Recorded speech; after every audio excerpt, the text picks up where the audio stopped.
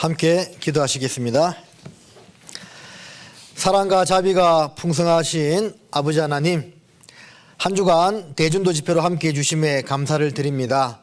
이번에 구원을 얻으신 분들 꼭 교회 가운데 거하도록 도와주시고, 또 확실치 않으신 분들도 계속 말씀을 듣고 배움으로 정확한 진리를 발견할 수 있도록 도와주시기를 바랍니다. 실로암 교실로 또 교회와 교제에 대해서 함께 배워보고자 합니다. 몸은 피곤하고 힘들지만 또 마음은 깨어서 이 말씀을 잘 청종하고 배울 수 있도록 인도하여 주십시오. 예수님의 이름으로 기도드립니다. 아멘. 자, 고린도전서 1장 찾으시겠습니다.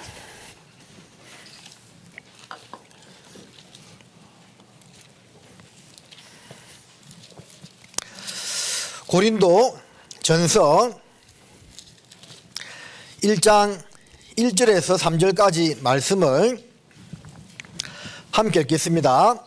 하나님의 뜻을 따라 그리스도 예수의 사도로 부르심을 입은 바울과 형제 소수대네는 하나님의 교회 곧 그리스도 예수 안에서 거룩하여지고 성도라 부르심을 입은 자들과 또 각처에서 우리의 주 곧 저희와 우리의 주 되신 예수 그리스도의 이름을 부르는 모든 자들에게 하나님 우리 아버지와 주 예수 그리스도로 쫓아 은혜와 평강이 있기를 원하노라. 많이 피곤하시죠? 얼굴은 피곤한 표정인데. 그래서 이 대전도 집회 마치고 보통 이제 일정을 생각하고 그냥 간략하게 또 한 주간 말씀 들으시느라고 나름대로 많이 수고하셨잖아요. 그렇게 제가 이렇게 쭉 집회를 할 때나 또 참여할 때 보면 요즘같이 이렇게 바쁜 시대에 저녁마다 이렇게 나와서 말씀을 2시간 듣는다고는 하지만 실제 이제 뭐 왔다 갔다 하는 시간 포함하면 3시간이 넘잖아요. 그 시간을 이렇게 하루도 빠지지 않고 다 참석해서 말씀을 듣는다는 것 자체가 우리 시대에 참 대단한 일이다 하는 생각이 들어요. 그래서 이렇게 새로 말씀 듣는 분들도 그렇겠지만 특별히 우리 식구들 빠짐없이 말씀을 잘 들어주셔서 감사드리고 마땅히 해야 될 일이지만 또 수고했다고 생각합니다. 자, 그래서 이제 좀 이렇게 다 연기하면 좋은데 보니까 일정이요.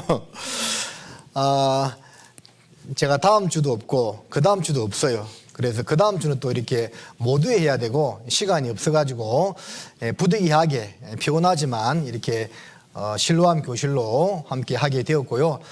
조금 빨리 마칠 테니까 함께 말씀을 잘 배웠으면 좋겠습니다. 네.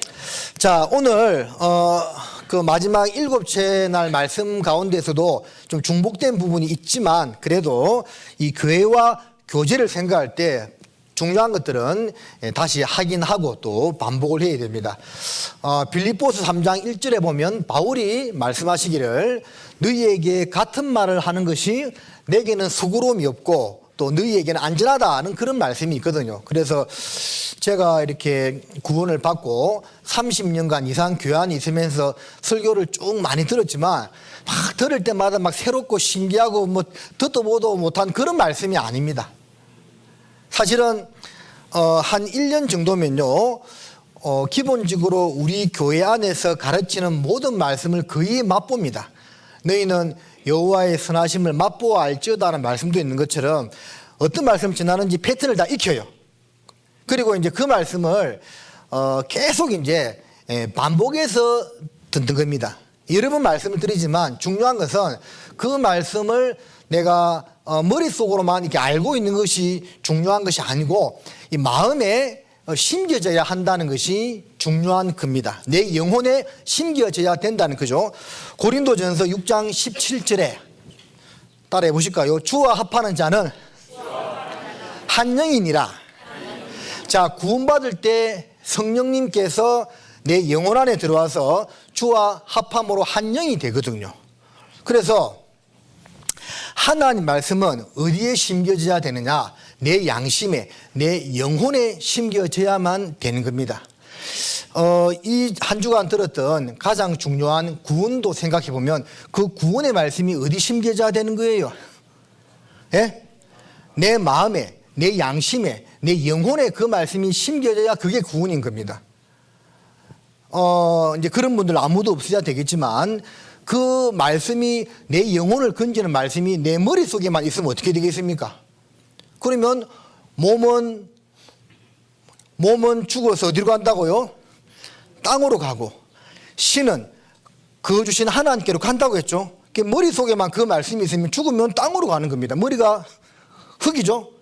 머리도 육체의 한 부분이잖아요. 그러니까 하나님 말씀이 머릿속에만 있는 사람은 죽으면 땅으로 가는 겁니다. 그 말씀이 영혼에 양심에 심겨져야만 하늘로 갈 때 같이 가는 겁니다. 그래서 구원은 너희가 듣고 마음으로 믿어 의에 이른다. 또 마음으로 믿어서 성령의 인치심을 받는다는 말씀처럼 우리 마음판에 새겨져야 한다. 그 말입니다. 오늘 이제 그 실로암 교실 우리 새신자의 네 번째 말씀으로 교회와 교제에 대한 말씀인데요. 작년에 제가 이 주일 설교를 한번 한 적이 있어서 그 말씀을 그대로 반복할 수는 없고 조금 중요한 부분만 좀 추려봤는데요. 그래서 이제 그래도 이 고린도전서 1장 1절로 3절 말씀은 교회가 무엇인지를 우리에게 알려주는 아주 중요한 말씀이기 때문에 들었지만 또 한 번 더 확인할 수밖에 없습니다. 자, 2절을 보면 고린도에 있는 하나님의 교회 곧 그리스도 예수 안에서 거룩하여지고 성도라 부르심을 입은 자들과, 자, 교회가 이제 두 개를 말하고 있습니다. 여러분 알다시피 교회는 이 건물이 아니다는 것을 알고 있죠. 이 말씀에서 교회는 뭐냐? 그리스도 예수 안에서 거룩하여지고 성도라 부르심을 입은 자들, 즉 예수 그리스도의 그 보배로운 피로 말미암아 영원한 제사함을 얻음으로 말미암아 하나님 앞에 거룩해진 사람들의 모임, 그게 교회다 그 말입니다. 자, 이 말씀 잡아 놓으시고요. 고린도 전서 16장을 보겠습니다. 자, 새신자나 우리 실로암 교실이나 성경 아카데미 할 때는 성경 말씀을 좀 많이 찾으니까 여러분들 부지런히 찾아주셔야겠습니다. 19절에 보면 아시아의 교회들이 너희에게 무난하고 아굴라와 브리스가와 및 그다음 뭐라고 되어 있죠? 그 집에 있는 교회가 주 안에서 너희에게 간절히 무난하고라고 되어 있죠. 그러니까 교회라는 것이 건물이 아니라 사람들의 모임이라는 것을 알 수가 있는 거죠. 브리스가와 및 그 집에 있는 교회, 그 집안에 구원받은 사람들의 모임이 교회다는 겁니다. 골로새서 4장도 보시겠습니다. 관련된 구절을 한번 몇 개 안 되니까 다 찾아보겠습니다. 4장 15절에도 보면 라우디게아에 있는 형제들과 그 다음 뭐라 되어 있죠? 눈바와 그 여자의 집에 있는 교회. 눈바와 그 여자의 집에 있는 교회라고 되어 있는 말씀을 보니까 이 교회가 건물이 아니라 구원받은 사람들의 모임, 그 집에 있는 교회, 그 집안에서 구원받은 성도들의 모임, 연합체라는 것을 알 수가 있는 거죠. 자, 한 구절만 더 보겠습니다. 빌레몬서. 히브리스 바로 앞에 빌레몬서인데, 빌레몬서 1장 2절은 같이 한번 읽겠습니다. 및 자매 아비아와 우리와 함께 군사된 아키포와 내 집에 있는 교회에게 편지하노니. 자, 지금 이제 교회가 건물이 아니라 사람들의 모임이다는 이제 그런 관련된 구절을 몇 개 찾았는데, 자, 세 구절을 찾았는데 세 구절에 공통된 것이 있죠. 공통된 것이 뭡니까?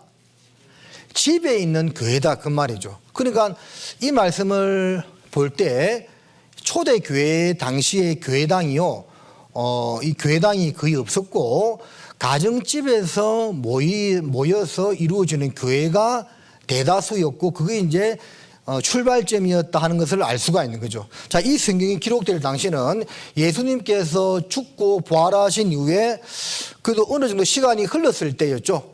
고린도 전서도 그렇고 뒤에 이제 골로새서나 이 빌레몬서 같은 경우는 예수님 부활하신 이후에 한 30년 이상 지나고 나서 기록된 말씀이거든요. 그러면 그 30년 동안에 얼마나 많은 사람들이 구원을 받았겠습니까? 초대교회 때 폭발적으로 구원을 받았죠. 그러면 30년이란 시간이 흘렀을 정도가 되면 이제 우리가 생각하는 그런 교회당 건물이 지어지고 뭔가 모임이 이루어졌을 만도 한데 이때까지만 해도 눈바와 그 여자의 집에 있는 교회라고 기록되어 있는 것을 보면 뭐 어느 시점을 정확하게 말할 수는 없지만 거의 초대교회 수십 년간은 건물의 형태로 이루어진 곳에서 모임을 가졌다기보다는 가정교회 위주로 역사가 이루어졌다는 것을 우리가 참고적으로 알 수가 있겠습니다. 물론 이제 베드로와 이 12사도가 활동할 당시에는 성전에 모이기를 힘썼다라고 되어 있죠. 거기서 말하는 성전은 말 그대로 예수님 당시 성전을 말하는 겁니다. 거기서 모이기도 힘쓰고 또 가정도 성전이고 교회이기 때문에 거기서 모이기를 힘썼다라는 그런 표현으로 볼 수가 있겠습니다. 고린도전서 1장으로 다시 돌아가 보겠습니다. 그래서 교회는 그리스도 예수 안에서 거룩하여지고 성도라 부르심을 입은 자들이다는 것을 먼저 정확하게 알아야 되겠습니다. 그래서 우리가 이렇게 교회의 어떤 식구들을 부를 때도 성도라는 표현은 구원받은 사람들에게만 쓰는 표현입니다. 그렇죠? 예. 구원받지 못한 사람들은 교회를 다닐지라도 성도라는 표현은 합당치 않습니다. 그럼 뭐라 불러야 되겠어요? 신자, 기독교 신자, 하다못해 불교 신자, 뭐 가톨릭 신자, 이슬람교 신자, 신자라고 부르죠. 근데 구원받은 사람들은 신자이면서도 성도다 그 말입니다. 그리고 그 다음에 뭐라 되어 있습니까? 성도라 부르심을 입은 자들과 또 그러면 교회의 또 다른 의미죠. 첫 번째 의미는 예수 그리스도의 핏부림을 통해서 재용서함을 받은 사람들의 모임이 교회고 또 하나의 의미는 각처에서 우리의 주 곧 저희와 우리의 주 대신 예수 그리스도의 이름을 부르는 모든 자들에게 이것도 교회다 그 말입니다. 그래서 이런 말씀은 많이 들어서 알고 있는데 조금 간과할 수 있는 것이 교회는 그냥 구원받은 성도들의 모임일 뿐이다 이렇게만 생각할 수가 있는데 그렇게만 생각한다면 이것은 반쪽짜리 교회가 되는 겁니다. 맞죠? 예, 또라고 되어 있잖아요. 그러니까 이 뒤에 부분도 함께 정확하게 알고 모여있는 사람들의 모임이 하나님 보실 때 올바른 진정한 교회라는 거죠. 그러면 그 다음에 의미하고 있는 것은 뭡니까? 각처에서 우리의 주 곧 저희와 우리의 주 대신 예수 그리스도의 이름을 부르는 모든 자들의 모임도 교회다는 거죠. 구원을 받았을 뿐만 아니라 주님을 주인으로 섬기고 또 그 말씀에 순종하는 사람들의 모임이 교회다라는 겁니다. 구원받은 사람들의 모임만 교회라고 생각하면 안 됩니다. 자, 그렇게만 생각한다면 50% 반쪽짜리 교회가 되는 것이고 100% 완전한 교회의 의미는 그런 사람들이 모였을 뿐만 아니라 그 사람들이 자기 삶 가운데서 예수님을 주인으로 인정하고 매사에 그분에게 모든 일을 맡기고 부르짖는 사람들의 모임이 교회다 그 말입니다. 여러분 알겠죠? 자, 사도행전 5장을 잠깐 보겠습니다.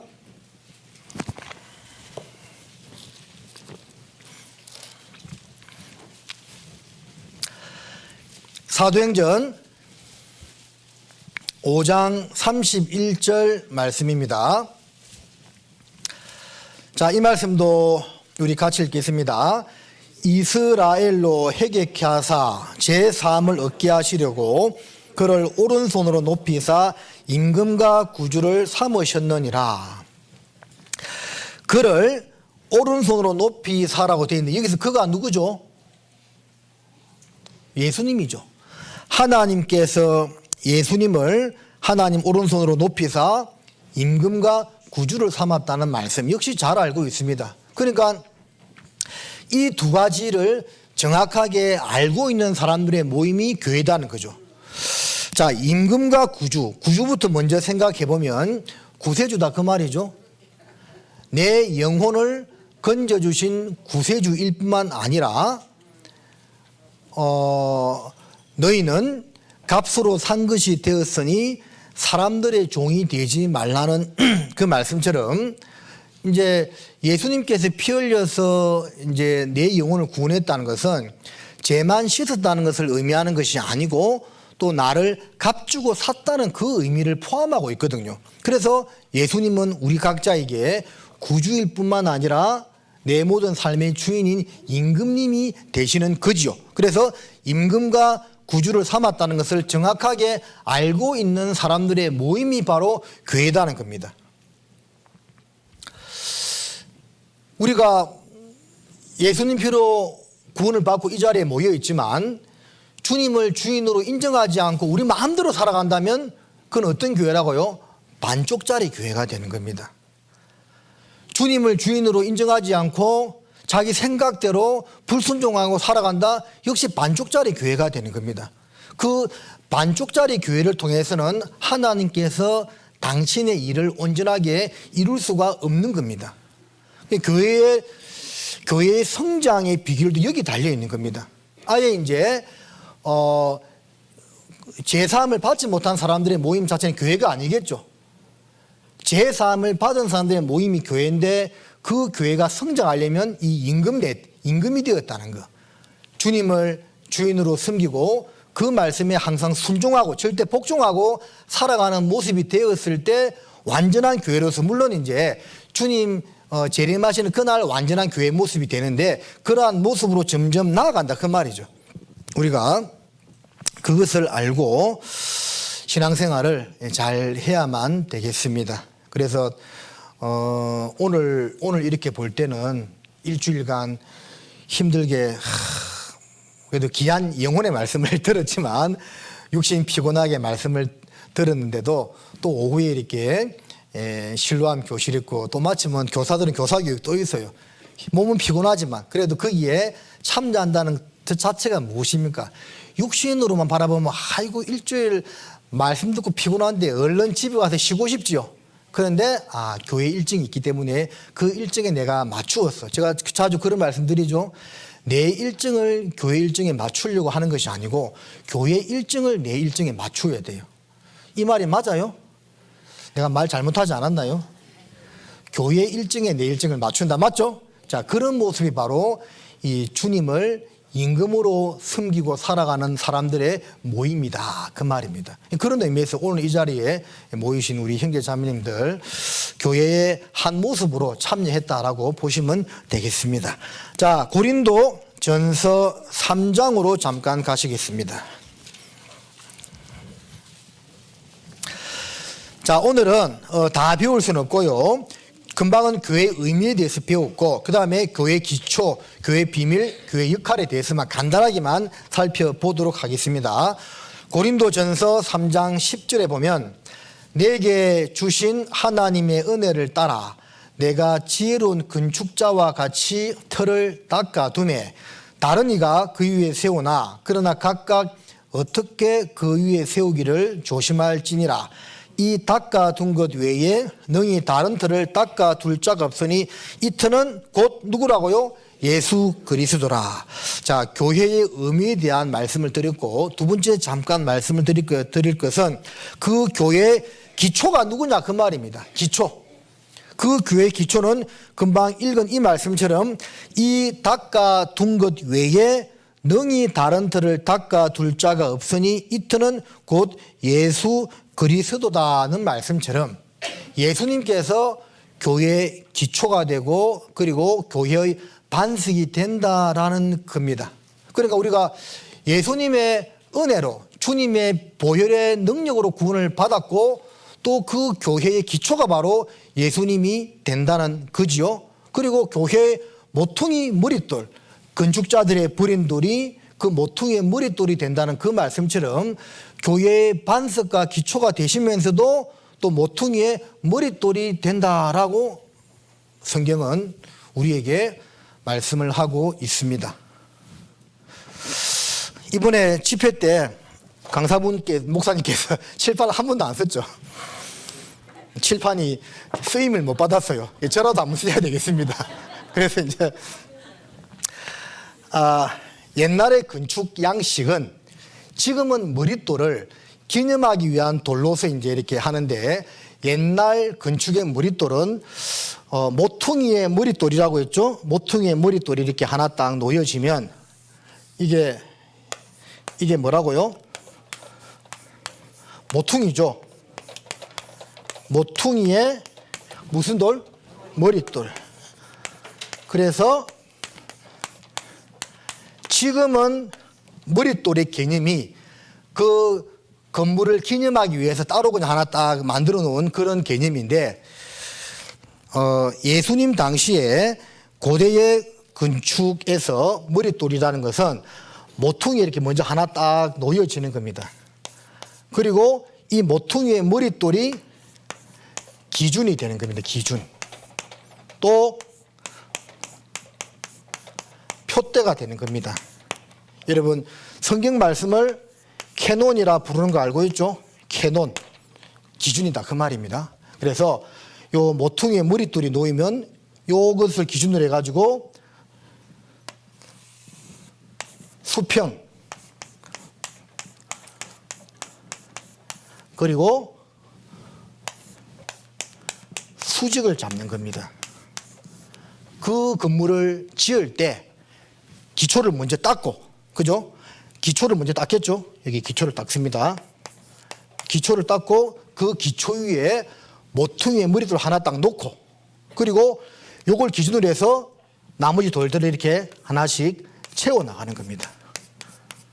그리고 위에 수직으로도 요 모퉁이의 머릿돌을 기준으로 해서 하나씩 얹어 나가는 겁니다.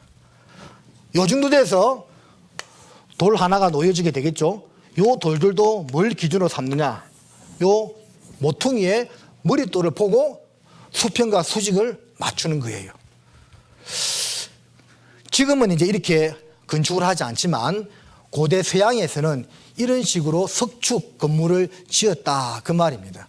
그래서 예수 그리스도께서 교회의 건물로 비교했을 때 그 건물의 기초가 되고 머릿돌이 된다는 것이 이제 그 당시 사람들은 이해를 했겠죠. 튼튼한 기초 위에 머릿돌을 하나 놓고 그 머릿돌을 중심으로 수평, 수직, 좌우를 잡는데, 바로 예수님께서 교회 안에서 그러한 역할을 하고 계시는구나 하는 것을 이제 알았겠죠. 그래서 우리는 교회인데, 이 교회 건물로 비교하고 있는데, 이 교회의 기초도 예수 그리스도고, 그 교회의 모퉁이의 머릿돌도 바로 우리 구세주 예수님이라는 것을 알고 여기 항상 맞추어서 신앙생활을 해야 된다라는 겁니다. 아무리 멀리 떨어져 있는 돌이라 하더라도 항상 누구를 바라보고 있어야 된다고요? 예수님을 바라보고 그 예수님에게서 내가 수평과 수직이 잘 맞는지 항상 보고 있어야 된다 그 말입니다. 왜? 과거에 건축을 할 때 이 모퉁이의 머릿돌을 기준으로 해서 건축을 했기 때문에 그래요. 우리 교회 안에 전도연부터해서 각 해별의 회장, 구역장님들 다양한 봉사 직분이 있잖아요. 막 구원받고 새로 교회 가운데 들어온 새 신자, 새 성도라 하더라도 항상 기준은 예수님을 바라보고 이렇게 살아가야 한다는 것을 성경은 우리에게 일러주고 있는 겁니다. 그래서 이 터는 반석 대신 예수 그리스도다 고 말씀하고 있습니다. 그 12절을 좀 보면, 만일 누구든지 금이나 은이나 보석이나 나무나 풀이나 지푸로 이 터 위에 세우면 각각 공력이 나타날 터인데 그날이 공력을 밝히리니 이는 불로 나타내고 이 불이 각 사람의 공력이 어떠한 것을 시험할 것임이니라. 만일 누구든지 그 위에 세운 공력이 그대로 있으면 상을 받고 누구든지 공력이 불타면 해를 받으리니 그러나 자기는 구원을 얻되 불 가운데서 얻은 것 같으리라. 자, 이 구절 한 단락의 말씀이 정말 중요한 것은 내가 저희에게 영생을 주노니 영원히 멸망치 아니할 터이요 또 저희를 주신 내 아버지는 만유보다 크심에 아무도 아버지 손에서 빼앗을 자가 없다는 말씀처럼 예수님의 은혜로 확실하게 구원받은 사람은 즉 예수님의 기초 위에 이제 건물을 세우는 위치에 있기 때문에 어떠한 경우에도 결코 그 영혼이 이루어지지 않는다 그 말입니다. 잘 살아서 내 구원이 지켜지는 것이고 내가 잘 살지 못해서 내 구원이 이루어지는 것이 아니고 기초 반석이 예수 그리스도 위에 놓여진 상태라면 절대 그 구원은 이루어지지 않는다는 겁니다. 근데 이 말씀에서는 거기 이제 집을 짓는데 금이나 은이나 보석이나 나무와 풀이나 짚으로 이게 이제 세운다고 되어 있죠. 그래서 나중에 공력을 밝히는 그날이 오게 되는 겁니다. 금과 은과 보석으로 집을 지은 사람은 공력이 밝힌다 하더라도 이제 든든히 이제 아무 문제가 없는 거죠. 그것은 이제 상급에 대한 겁니다. 그런데 이제 나무나 풀이나 짚으로 집을 지은 사람은 공력이 밝힐 때 다 타버린다고 되어 있죠. 이 말씀은 구원이 이루어진다는 말씀이 아니고 예수 그리스도의 반석 기초 위에 내 구원이 있기 때문에 그 구원 자체는 이루어지지 않지만 그러나 집을 잘못 지었다 그 말이죠. 금과 은과 보석으로 집을 지어야 되는데 나무와 풀과 짚으로 집을 짓기 때문에 공력이 밝힐 날 다 불타 없어져 버리고 딸랑 남는 것은 뭐밖에 안 남아요? 내 영혼 구원받은 거 요것밖에 안 남는 겁니다. 그래서 우리가 이왕이면 천국에 들어가서 천국에 들어가서도 해와 달과 별과 별의 영광이 틀리다는 말씀처럼요 분명히 틀립니다. 이왕이면 아니라 우리는 산 얻기를 영광 가운데 서기를 바라보고 힘있게 신앙생활을 해야 된다라는 겁니다. 간혹 이런 말씀을 하는 분들도 제가 만나봤습니다. 저는 구원받은 거로만 만족해요. 더 이상 뭐 천국 가서 상 받고 그걸 관심 없습니다. 이렇게 말하는 분도 제가 만나봤거든요. 근데 그렇게 말하는 분 나중에 보니까 구원이 아니더라고. 정말 구원받은 사람은요 구원받은 것에만 만족하는 신앙생활 절대 할 수가 없어요. 거기서 상급 바라보는 그런 신앙생활을 할 수밖에 없다는 겁니다. 내 영혼이 귀한 만큼 다른 사람들의 영혼이 귀한 것도 알고 그 영혼을 건지기 위해서 부단하게 기도하고 예를 쓴다 그 말입니다. 근데 그것 자체에 관심이 없다는 것은 처음부터 뭔가 뿌리가 잘못되었다는 것이죠. 그래서 우리가 내가 이 반석 대신 그리스도 위에 내가 집을 짓고 있는가 먼저 그것부터 잘 살펴보고 확실하다면 집을 지을 때 이왕이면 금과 은과 보석 좋은 곳으로 집을 지어야 한다라는 그 말입니다. 자, 마태복음 16장으로 가십니다.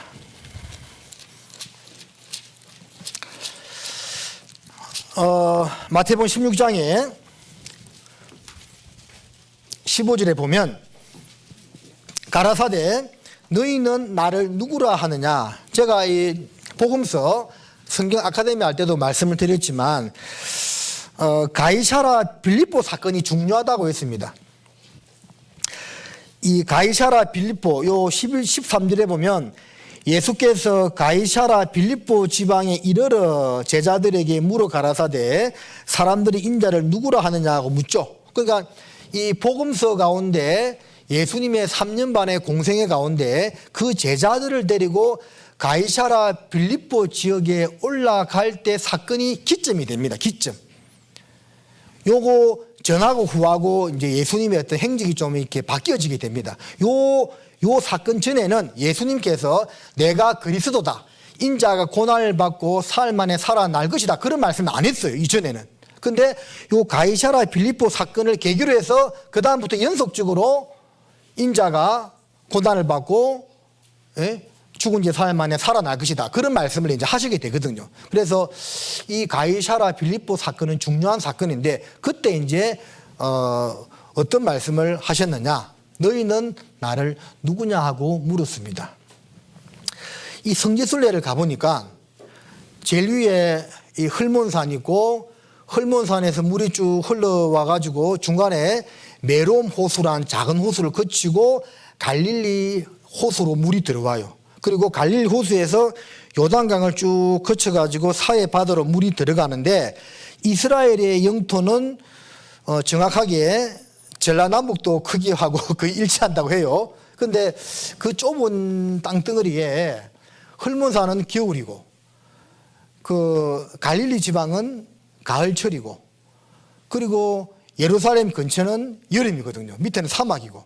그러니까 그 좁은 땅덩어리에 봄, 여름, 가을, 겨울이 다 나타나는데 그러면 이 가이사라 빌립보란 지역은 어디냐면 헐몬산과 메롬 호수, 그 메롬 호수와 갈릴리 호수의 그 중간지대를 말합니다. 그러니까 이스라엘 전 영토 가운데에서 가장 살기 좋은 지역입니다. 여기가 가장 기후적으로 또 기타 여러 가지 조건을 보았을 때 이스라엘 전 영토 가운데서 사람이 살기에 제일 적합한 쾌적한 지역이 이 가이사라 빌립보입니다. 그래서 이렇게 이제 이름도 그렇게 붙여 놓은 겁니다. 그래서 거기서 예수님께서 제자들에게 너희가 나를 누구냐 하고 물었던 것은 이런 의미가 있습니다. 정말 힘들고 괴로울 때 주님이 너희가 나를 누구냐 하고 묻는다면 보통 신앙인들이 힘들 때, 괴로울 때, 고난 가운데 누구를 붙듭니까? 포기합니까? 주님을 붙들죠. 구원받은 성도들은 정말 힘들 때 주님을 더욱더 붙들게 되어 있습니다.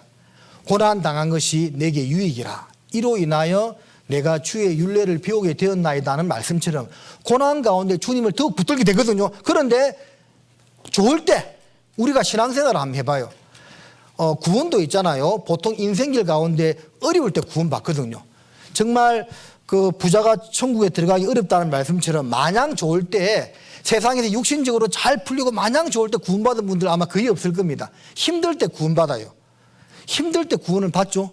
신앙생활도 돌이켜보면 육신적으로 평탄하고 좋을 때 신앙생활을 잘했던 것이 아니고 힘들고 어려울 때 신앙생활을 더 잘하게 된다니까요. 그런데 예수님께서 이 가이사라 빌립보에서 이와 같은 질문을 던졌던 것은 어떤 의미가 있냐면 너희가 힘들 때뿐만 아니라 이 가이사라 빌립보 이스라엘 땅에서 제일 살기 좋은 땅이지 이렇게 마냥 좋고 기쁠 때도 너희가 나를 주라고 인정하고 살아갈 수 있겠느냐? 그런 의미에서 물었던 겁니다. 그때 이제 베드로가 이렇게 말했죠.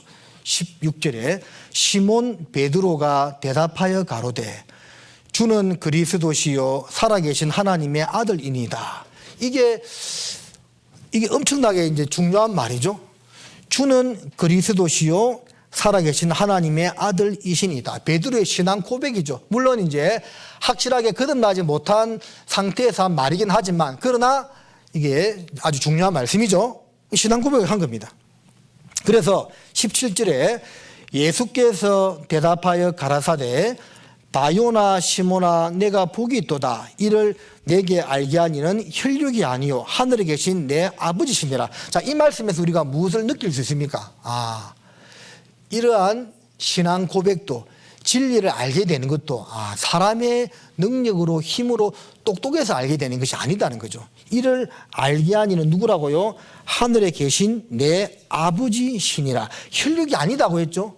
그러니까 아무리 세상에서 똑똑하고 잘난 사람도 성경 강연에 듣고 맹탕인 분들도 많아요. 왜?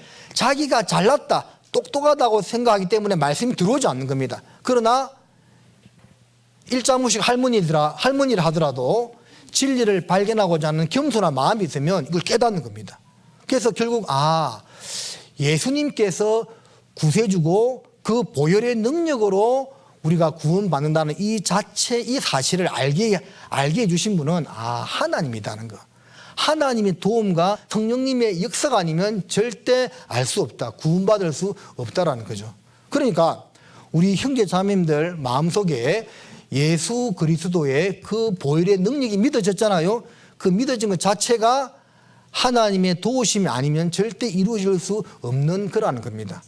예수님을 그리스도라 고백하는 것도 하나님의 지혜와 능력이 아니면 안 된다는 거죠. 자, 그리고 18절을 보시면 또 내가 내게 이르노니 너는 베드로라 내가 이 반석 위에 내 교회를 세우리니 음부의 권세가 이기지 못하리라. 이 유명한 말씀이죠.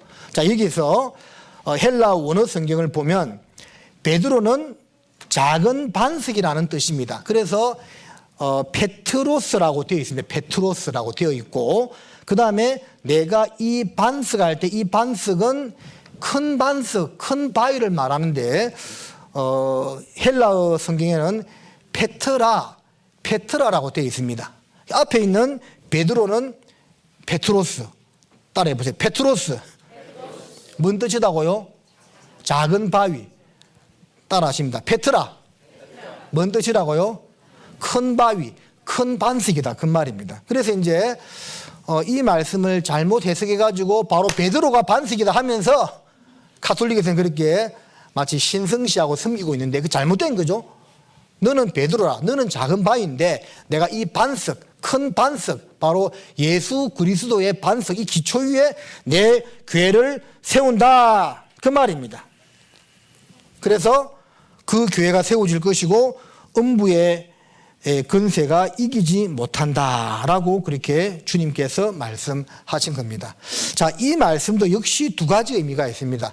반석 대신 예수 그리스도 위에 세워진 것이 교회라는 의미가 되고요. 또 하나는 주는 그리스도시요 살아계신 하나님의 아들이니다라는 그 신앙 고백 위에 세워진 것이 교회라는 겁니다.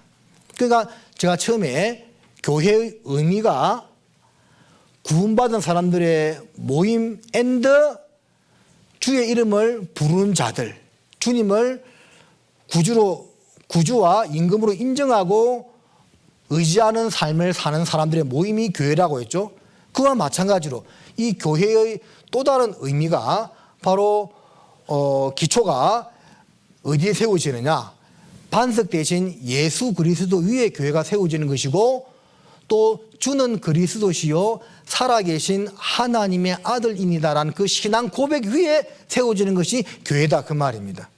그러니까 이 신앙 고백은 구원받은 사람이라야 할 수가 있는 고백이죠. 구원받지 못한 사람들은 이런 신앙 고백을 정말 할 수가 없겠죠. 그 위에 세워진 것은 교회가 아니다는 거예요. 모래 위에 집을 지은 거다는 겁니다. 그래서 교회의 그 기초는 교회의 의미도 두 가지고 교회의 기초도 두 가지 의미가 있다는 것을 잠깐 말씀을 드렸습니다. 시간이 너무 많이 가버렸네요. 그래서 남은 것은 생략하면 좋겠지요? 예, 하나만 보겠습니다. 사도행전. 자, 교회의 비밀과 역할은 시간상 못할 것 같고요. 요거는 좀 봐야 되겠습니다. 사도행전 7장입니다. 7장 38절 같이 읽겠습니다. 시내 산에서 말하던 그 천사와 및 우리 조상들과 함께 강야 교회에 있었고 또 생명의 돌을 받아 우리에게 주던 자가 이 사람이라. 이 보면 제가 한번 퀴즈 한번 내볼게요. 구약 성경에는 교회라는 단어가 나와요, 안 나와요? 안 나오죠. 자, 신약에는 많이 등장하는데 구약에 또 없는 단어들이 있죠. 뭘까요? 성령. 신약에 그렇게 성령에 대해서 많이 나오는데 구약 성경에 성령이라는 단어는 없습니다. 물론 구약에 있었지만 그 단어는 나오지 않습니다. 또 구약 성경에 여호와라는 말이 그렇게 많이 나오잖아요. 하나님 이름. 신약 성경에 여호와라는 단어가 있어요, 없어요? 없어. 맞죠? 근데 교회라는 단어도 구약에는 한 번도 등장하지 않는데 신약에서 말씀하기를 그 구약의 강야 40년 생활에서 이스라엘 백성들의 그 모임, 그 집단을 강야 교회라고 이야기를 하고 있네요. 오늘날 교회의 모형이었다 그 말이죠. 그렇다면 더 나아가서 그 구약의 이스라엘 백성들이 성막을 중심으로 이제 하나님을 섬기는 그런 생활을 했는데 그 구약의 이스라엘 백성들, 성막을 중심으로 생활하던 이스라엘 백성들을 인도하던 것은 무엇이었죠? 뭐가 인도했습니까? 그렇죠. 불기둥과 구름기둥으로 인도했죠. 자, 민수기 10장을 잠깐 보십니다. 민수기 10장 11절입니다. 제2년 2월 20일에 구름이 정금학에서 떠오르매, 자, 뭐가 정금학에서 떠올랐다고요? 구름이 떠오르매 이스라엘 자손이 시내 강야에서 출발하여 자기 길을 행하더니 바란 강야에 구름이 머무니라. 자, 구름의 이동에 따라서 움직였다는 거죠. 구름이 떠오르면 출발, 그리고 구름이 머무르면 서토. 밤에는 불기둥, 낮에는 구름기둥으로 이스라엘 백성들이 진행과 유진은 머물렀다는 말입니다. 진행과 멈춤을 계속 반복했다는 겁니다. 그리고 33절을 보면 그들이 여호와의 산에서 떠나 3일 길을 행할 때에 여호와의 언약궤가 그 3일 길에 앞서 행하며 그들의 쉴 곳을 찾았고, 자, 언약궤가 3일 길 앞서 행하며 이스라엘 백성들의 쉴 곳을 찾았다고 되어 있죠. 그러니까 하나님께서 구약에는 이스라엘 백성들을 인도하셨는데 3일 길 먼저 법궤가 움직이면서 그 뒤에 사흘 뒤에 이스라엘 백성들이 안착할 수 있도록 그런 방법으로 인도를 했다, 그 말입니다. 그리고 34절을 보면 그들이 행진할 때에 낮에는 여호와의 구름이 그 위에 덮였었더라. 자, 구름이 이제 위에 쫙 덮여가지고 그 구름을 따라서 움직였다, 그 말이죠. 그러니까 이 강야 40년 생활에 햇빛이 얼마나 뜨거웠겠어요. 우리가 이번에 스페인 선교를 갔다 왔는데 거기 다니면서 꼭 필요한 필수품 중에 하나가 선글라스였어요. 왜냐하면 햇살이 너무 따가워요. 그래서 좀 시커멓게 걸리고 왔는데 그 강야는 말할 필요도 없었겠죠. 구름 기둥이 없이는 이게 행동하기가, 움직이기가 너무 힘든 겁니다. 머물 때도 마찬가지고. 그 하나님께서 구약시대는 이러한 모습으로 구름과 불기둥으로 또 법궤가 사흘길 앞서 인도하면서 이스라엘을 항상 주님의 뜻 가운데로 이제 데리고 다녔다, 그 말입니다. 과거에 그렇게 했어요. 오늘날에는 어떻게 하느냐? 오늘날에 이 교회가 바로 하나님의 집이고 하나님의 밭인데요. 그럼 오늘날에는 어떻게 인도하느냐? 과거에 그렇게 했다면 오늘날에는 바로 성령으로 우리를 인도한다는 것을 알 수가 있는 거죠. 요한복음 16장입니다. 요한복음 16장 13절. 그러나 진리의 성령이 오시면 그가 너희를 모든 진리 가운데로 인도하시리니. 자, 성령이 오시면 모든 진리 가운데로 우리를 인도한다고 되어 있죠. 내 삶 가운데, 내 육체 가운데 성령이 왔고 우리 교회 가운데 성령이 임하는데 그 성령의 인도를 받는 생활을 우리가 하게 된다는 겁니다. 과거에는 구름기둥, 불기둥, 오늘은 교회는 성령의 인도를 따라서 가는 거예요. 로마서도 보십니다. 자, 이제 끝날 때 다 돼갑니다. 로마서 8장 14절입니다. 로마서 8장 14절 말씀을 함께 읽겠습니다. 무릇 하나님의 영으로 인도함을 받는 그들은 곧 하나님의 아들이라. 자, 하나님의 아들이란 증거가 뭐라고요? 하나님의 영으로 인도함을 받아야 돼, 우리가. 예? 세상으로 인도받는 것이 아니고 육신으로 인도받는 것이 아니고 하나님의 영으로 인도함을 받는 생활을 하는 사람이 진정한 하나님의 아들이라는 겁니다. 구원받은 사람이 그렇게 살 수밖에 없다는 것을 말씀하고 있는 거죠. 그래서 이 눈에 보이지 않지만 하나님께서 역사하시고 눈에 보이지 않지만 그 성령님께서 내 안에 계실 뿐만 아니라 우리 교회 가운데 계시면서 주님의 뜻대로 우리를 인도해 가신다는 것을 반드시 믿어야 됩니다. 우리 신앙생활도요, 잘 보세요. 범사의 그를 인정하라. 그리하면 내 길을 지도하신다는 말씀처럼 자기 삶 가운데 좋을 때나 싫을 때나 부유할 때나 가난할 때나 건강할 때나 병들 때나 모든 삶 가운데 주님을 항상 인정하고 살아가면 그때는 잘 몰라도 시간이 지나면 주님이 나를 그때 이런 모습으로 인도했다는 것을 분명히 깨닫게 되어 있습니다. 그런데요, 그것을 범사에 인정하지 않으면 시간 지나도 이게 몰라. 이게 주님의 인도인지 내가 교회 가운데 있기는 있는데 도대체 뭔지 모르고 지나간다니까요. 그래서 이 믿음이 그래서 중요한 겁니다. 믿음으로 구원을 받았고 우리가 믿음으로 주님을 따라가는 거예요. 자, 마지막으로 한 구절만 더 보십니다.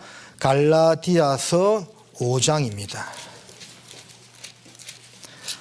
갈라디아서 5장 18절. 또 함께 읽습니다. 너희가 만일 성령의 인도하시는 바가 되면 율법 아래 있지 아니하리라. 자, 성령의 인도하심을 받게 되면 우리가 율법에 매이는 신앙생활이 아니라 정말 자유함 가운데 내가 기쁜 마음으로 주님께 드리고 기쁜 마음으로 순종하고 기쁜 마음으로 복음을 전하는 일에 협력하고 함께 나아가는 그러한 모습이 된다라는 겁니다. 결국은 잘 되는 겁니다. 결국은 하나님 우리에게 좋은 것을 주시고자 하지 나쁜 것을 주시고자 하는 분이 아니잖아요. 그런데 그 과정에서 때로는 힘이 들기도 하고 고난이 오기도 하고 여러 가지 어려운 환경이 있을 수도 있겠죠.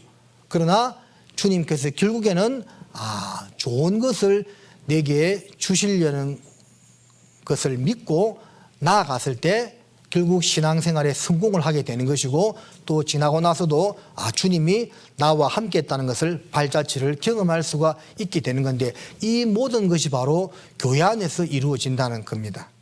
잘 알겠지요? 기도하시겠습니다.